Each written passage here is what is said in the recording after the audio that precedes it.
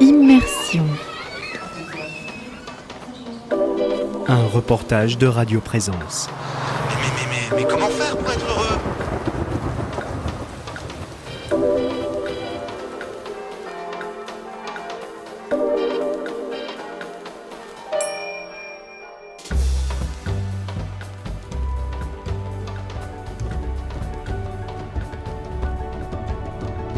Il y a une crise économique en cours qui est majeure, avec des millions de gens qui vont basculer dans la pauvreté, qui ont besoin d'être soutenus pour pouvoir accéder à la santé, qui vont avoir besoin d'avoir un accès par exemple au chômage alors que des économies s'arrêtent. Le CCFD Terre Solidaire, avec plus de 200 organisations dans le monde, de plusieurs régions d'Afrique, d'Asie, d'Amérique latine, appelle à un jubilé de la dette pour 2020. La vie doit passer avant le remboursement de la dette. Derrière la pandémie du Covid-19 se cache une pandémie de la faim. Selon les estimations du Programme alimentaire mondial, le nombre de personnes souffrant d'insécurité alimentaire aiguë dans le monde devrait doubler à cause du coronavirus et atteindre 250 millions d'humains d'ici la fin 2020.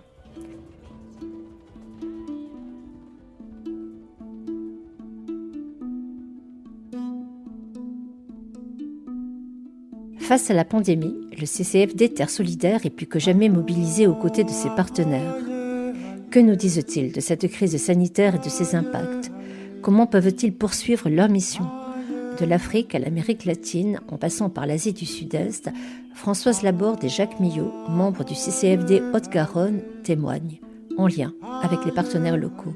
Crise sanitaire, récession économique, crise alimentaire, tout est lié. Jacques Millot. Tout à fait. Oui, pour une raison qui, aujourd'hui, on comprend très très bien depuis le jour du confinement qui s'est échelonné dans quelques jours, mais assez rapidement dans le monde entier. Très vite, ça a commencé plutôt par l'Europe, mais ça s'est très vite généralisé en Amérique, en Afrique, en Amérique du Sud en particulier. Je parle surtout des pays où on a des partenaires. C'est essentiellement l'Afrique et l'Amérique du Sud et un peu aussi, moins, mais un peu quand même de façon importante en Asie du Sud-Est. Le problème qui s'est posé immédiatement, c'est devant la fermeture de toutes le confinement, donc ce qu'on appelle aujourd'hui le confinement des activités économiques, au sens large, tout de suite s'est posé le problème pour tous les pauvres, et en particulier les communautés paysannes de ces pays-là où nous avons beaucoup de partenaires, de dire mais quelles vont être la façon pour eux d'écouler leurs produits. Aujourd'hui, on a des stocks, ce qui est complètement paradoxal. Là, je vois les exemples que cite l'article du Monde, auquel d'ailleurs le CCFD a participé à Paris. Je prends deux exemples parce qu'ils sont très démonstratifs. Les cultivateurs de pommes de terre en Guinée qui voient leur récolte pourrir dans les hangars. Pourquoi ? Parce qu'ils ne peuvent pas les vendre. Ils ne peuvent plus aller les vendre en ville. Et pour eux, c'est la double peine, voire la triple peine. Ils perdent leurs revenus. Ils n'ont plus le droit de se déplacer. Ils vont pas pouvoir gagner d'argent. Et chance pour eux, entre guillemets, l'Afrique est très très peu touchée, c'est les chiffres de l'OMS et de la FAO, est très peu touchée par chance par le coronavirus. Donc il y a très peu de morts aujourd'hui, il y en a 10 fois, 50 fois moins qu'en Europe par exemple, ou qu'en Amérique du Nord. Donc ça c'est une chance. Mais le problème c'est que du coup, n'ayant plus de ressources, ils ne peuvent pas avoir le minimum d'argent nécessaire à la fois pour acheter des produits de première nécessité qu'eux ne fabriquent pas, ne produisent pas, mais en plus, comme ils ne peuvent pas vendre, ils sont là avec de la nourriture qui est surabondante et qu'ils ne peuvent pas écouler. Et alors que dans les villes, au contraire, il y a des besoins. Ce qui est un paradoxe absolu, quoi. Et ça, c'est le cas de nombreux pays d'Afrique. Je regardais, là, il y a quelques minutes, ce que nous dit Samuel Pommeré au Nord Kivu, au Congo. C'est pareil, c'est des associations de femmes qu'on soutient depuis des années. Elles produisent. Et du coup, ça les a fait réfléchir beaucoup en disant, mais nous, on a les moyens de produire notre propre nourriture nous-mêmes, localement, dans des circuits extrêmement courts, et on est capable de se passer de produits importés qui finalement nous détruisent notre propre économie et notre propre agriculture. À travers le Nord Kivu, Ouaki a mis en place des comités paysans de plaidoyer. Samuel Pommeré au sujet de l'association Ouaki. Un son retransmis à partir d'une vidéo visible sur le site du CCFD. Ces comités paysans, en fait, font le monitoring des difficultés, des violations des droits des femmes paysannes à travers les différents territoires. C'est extrêmement important parce qu'on sait aussi que ces femmes sont particulièrement vulnérables en temps de crise aux différents abus, notamment de la part des autorités. Ces abus, ça peut être un déni d'accès aux marchés locaux, ça peut être des taxes illégales. etc. Ouaki continue à faire ce travail de monitoring grâce aux moyens de télécommunication, Internet, etc., etc. C'est aussi un moyen de continuer la lutte pour les droits des femmes paysannes et que cette crise sanitaire ne devienne pas non plus une crise des droits humains pour les femmes paysannes du Nord Kivu. Dans un article du Monde du 12 mai dernier, et auquel Jacques Millot fera souvent référence lors de cette interview, les différents intervenants, dont Valentin Brochard, responsable du plaidoyer pour CCFD Terre Solidaire, nous interpellent. La faim ne sera pas la seule conséquence de la pandémie. La récession va durablement affecter les régimes des plus vulnérables, faisant croître une hausse des pathologies liées à l'alimentation.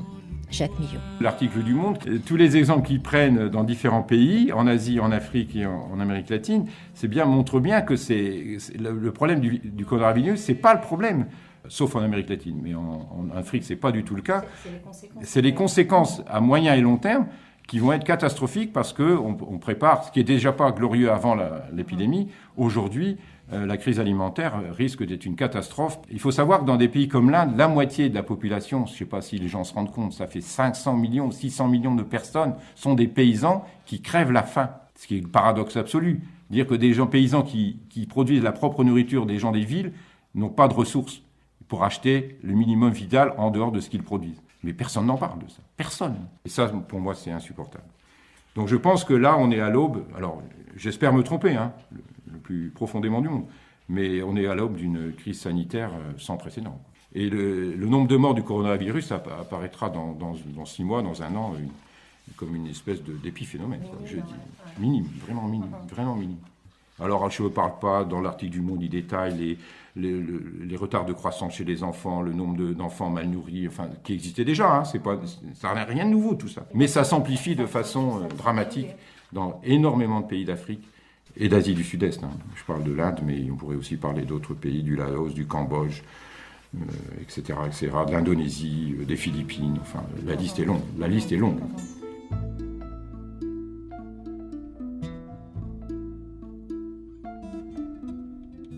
La pandémie du Covid-19 et ses répercussions mondiales risquent donc d'engendrer une des pires crises alimentaires que le monde ait connues depuis les émeutes de la faim de 2007-2008. Le CCFD tire les sonnettes d'alarme. Françoise Laborde.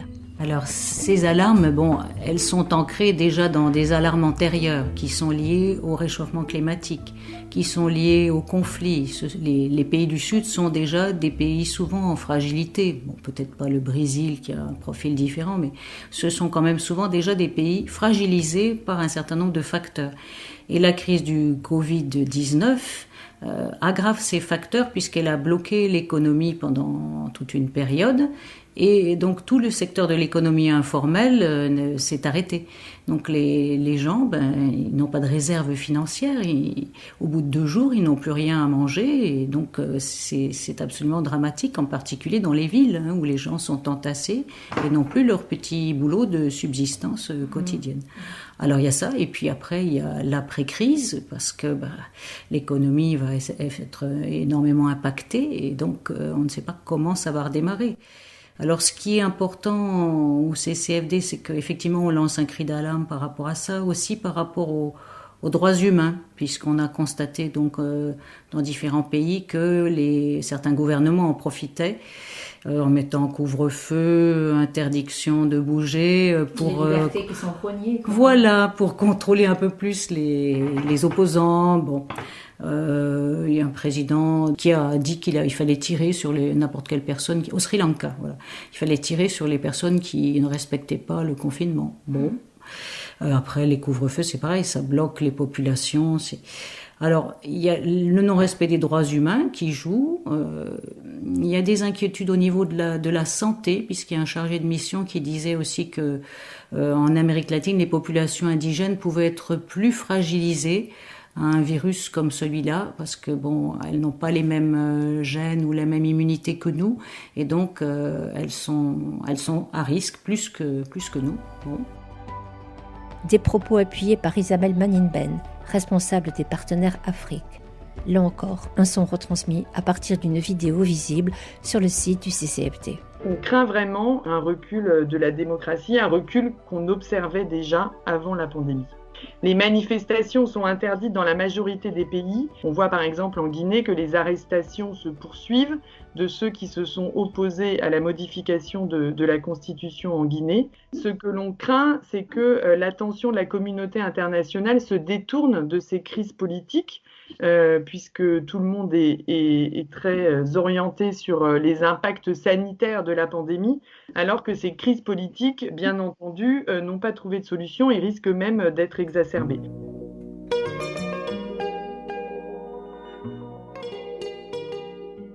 Cette crise dramatique pourrait-elle donc faire craindre une explosion sociale, ces émeutes de la faim dont nous venons de parler, dans ces pays en proie à un état permanent de souffrance nutritionnelle, vivant dans des zones de conflit, de dérèglement climatique ou de crise économique?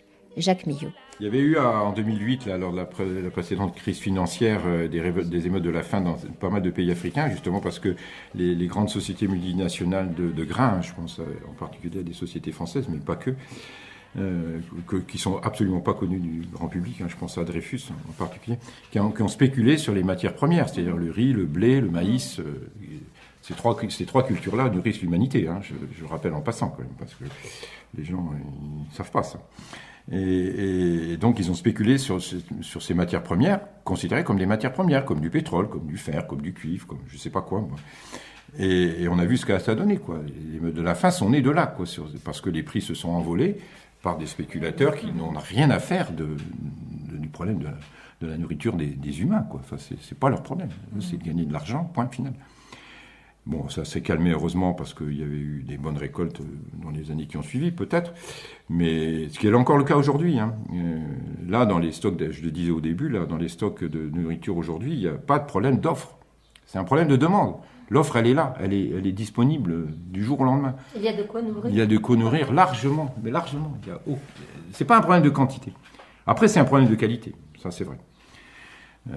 L'exemple qui est cité de redistribution, puis de type de nourriture qu'on favorise, surtout dans les cultures industrielles.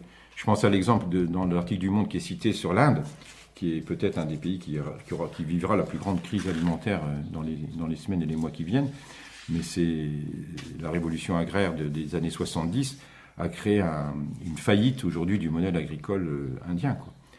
En faisant croire aux gens qu'en mettant beaucoup d'engrais et de pesticides, on allait augmenter. Ce qui a été vrai, la quantité de nourriture, sauf qu'on ne produit plus que du riz et du blé, et c'est des choses à bas coût, et qui ne sont pas suffisants pour nourrir raisonnablement et physiologiquement un humain. Il faut des fruits, il faut des légumes, il faut des légumineuses. Tout ça, qui en parle, enfin, qui en parle? Personne.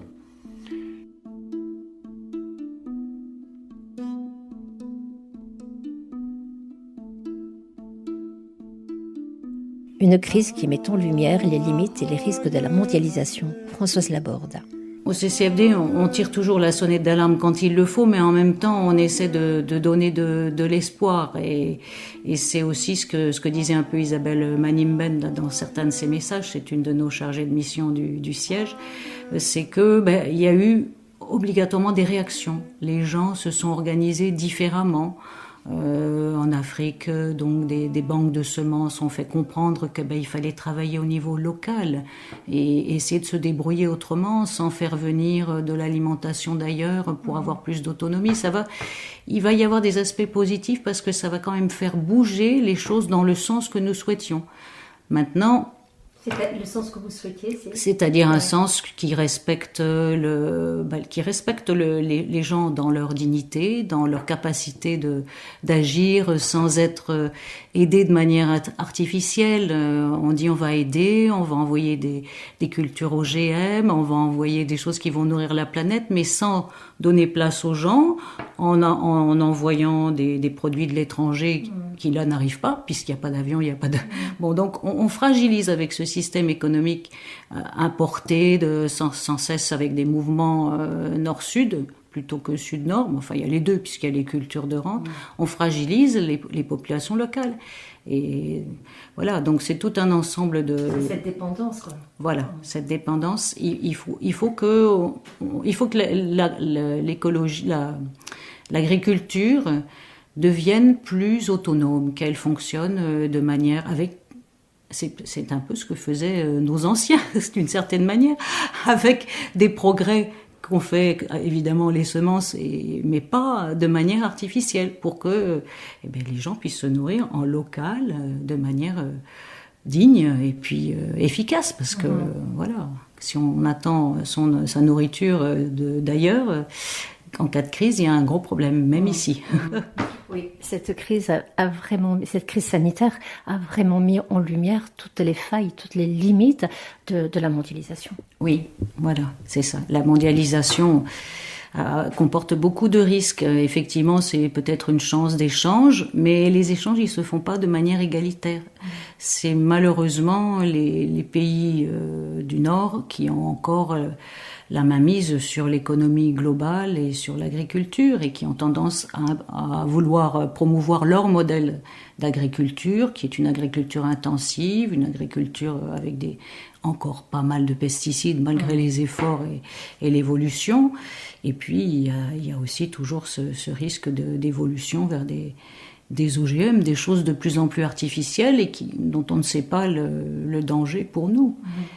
C'est un moyen artificiel de nourrir la population, c'est pas celui auquel croit le CCFD, et les partenaires nous ont mis en garde depuis bien longtemps. On a le mouvement au Brésil, le mouvement de la terre, la pastorale de la terre, là, qui est très très vigilante sur toutes ces questions, ou alors l'autre grosse association agricole internationale, là, il y a un danger à s'appuyer sur ces choses-là.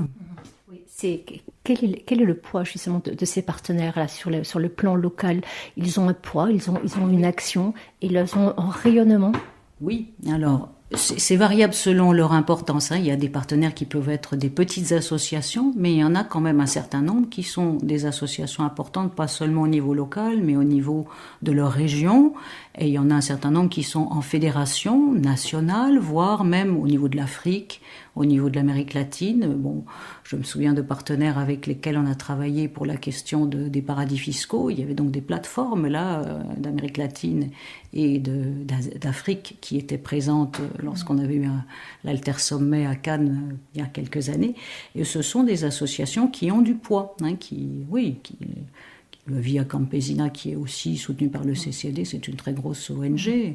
Alors après, effectivement, des petites associations qui font un travail au niveau local, mais souvent un travail formidable.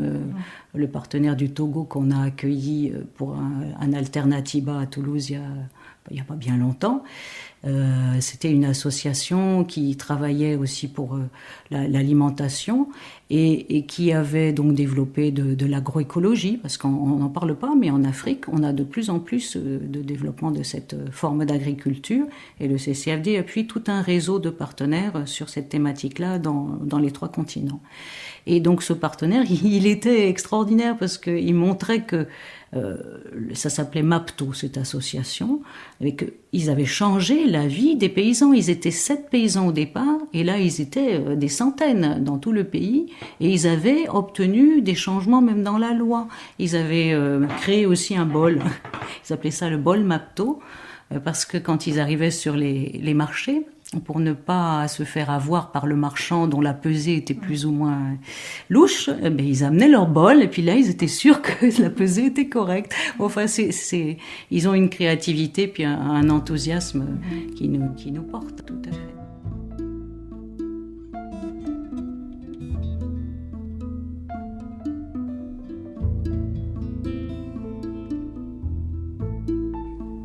Et l'après, parce que là, dans cette femme, on parlait de l'après.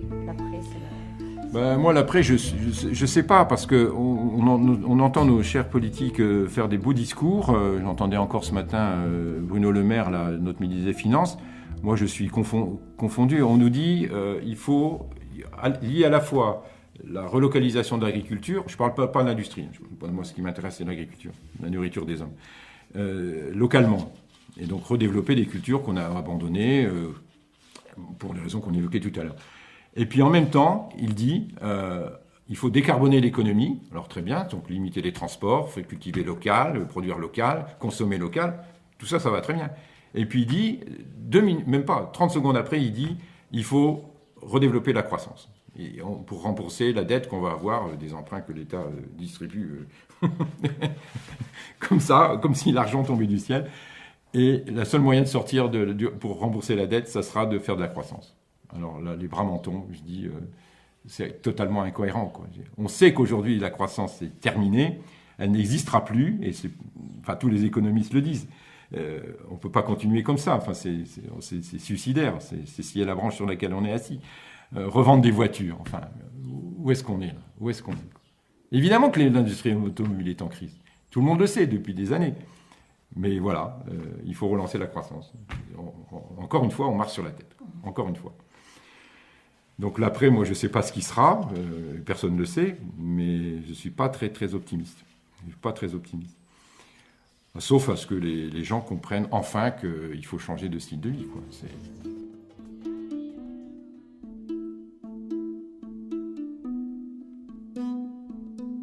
Et pourtant, beaucoup aujourd'hui s'accordent à dire qu'il y aura un avant et un après Covid-19. Mais cet après, quel sera-t-il ? Un retour à l'avant ou un saut dans l'inconnu ? Une entrée dans un autre monde réellement et profondément renouvelé ? Pour le CCFD, il faudrait commencer par s'interroger sur les valeurs sur lesquelles nous souhaitons fonder ce renouvellement. Françoise Laborde. Alors c'est donc Sylvie Bucari de Pontoise, qui est notre présidente actuelle, qui a été auparavant présidente de l'ACAT et de la Fédération internationale des ACAT, donc qui nous invite à nous orienter un peu sur la question du bien commun, celle que le pape nous recommande sans cesse, et celle que le CCFD défend depuis toujours, fort de son expérience. Donc elle essaie, avec le CA du CCFD, ils ont édicté un certain nombre de valeurs communes que les citoyens et les États devraient s'engager à suivre. Alors il y en a 7, chiffre biblique. Le premier, c'est travailler pour la justice au nom de la dignité de tout être humain. Le second, c'est retrouver l'harmonie entre l'humanité et la nature, qu'on ne soit pas propriétaire de la nature, mais qu'on en devienne le gardien pour les générations futures. C'est la mission que nous a confiée Dieu dans le jardin d'Éden. Ensuite, le troisième, c'est donner la priorité aux plus pauvres parce que ce sont les premiers qui souffrent des crises, des guerres, du réchauffement climatique. Parce qu'il faut qu'ils puissent devenir acteurs dans leur société. C'est ça qu'on voit avec les partenaires du CCFD. Ils partent de rien, parfois, un tout petit groupe, et ils deviennent des acteurs qui ont du poids. Le quatrième, c'est reconnaître la destination universelle des biens pour œuvrer au bien commun, pour que la gestion des ressources naturelles soit vraiment partagée. Le troisième, c'est défendre le respect des droits humains, mettre les ressources naturelles, la science, les techniques au service des besoins fondamentaux de l'humanité. On a vu qu'il y avait des problèmes même chez nous sur ce plan-là. Le sixième, c'est favoriser la participation, l'engagement et l'organisation des citoyens. Voilà, on est appelé aussi à s'engager nous-mêmes pour la transformation sociale. Et le septième, faire vivre à tout niveau la subsidiarité, laisser toute son autonomie à la société civile. C'est-à-dire toujours faire descendre la possibilité d'efficacité jusqu'au réseau le plus bas. Parce que chacun a ses capacités, il faut faire appel aux capacités de chacun. Puis après, ça va remonter. Chacun à sa place. Voilà, en fonction des richesses de chacun. Voilà ce que nous recommande le CCFD. Et donc, il lance un appel autour de ces principes à tous les hommes et femmes de bonne volonté. Voilà, pour faire le choix de la solidarité internationale et de l'écologie intégrale, comme nous dit le pape.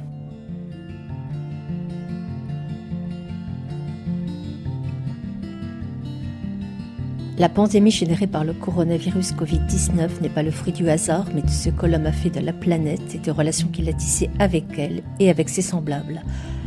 Elle nous amène à nous interroger sur notre productivisme, sur notre exploitation des ressources naturelles, sur la protection de l'environnement et de la biodiversité, sur nos modes de consommation, sur la gestion et le partage des biens communs. Elle nous interpelle sur le sens que nous donnons au bien commun, sur le mode de coopération internationale qui peut construire des solidarités. C'est à ce questionnement que le CCFD Terre Solidaire, dont je suis aujourd'hui la présidente, souhaite contribuer en s'appuyant sur son histoire et son expérience, nous dit Sylvie Bucari de Pontoise, présidente du CCFD Terre Solidaire. En effet, depuis son origine, le CCFD Terre Solidaire a trouvé ses valeurs et ses principes dans la foi chrétienne et dans la pensée sociale de l'Église.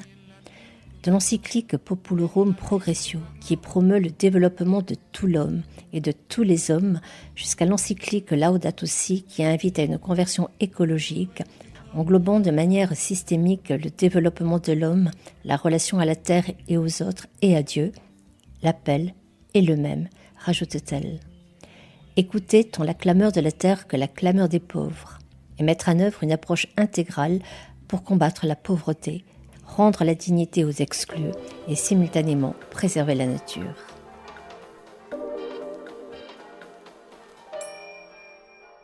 Ces mots de Sylvie Boukhari de Pontoise, vous les retrouverez sur le site du CCFD, ainsi qu'une multitude de dossiers et de vidéos, de tribunes et de billets d'humeur.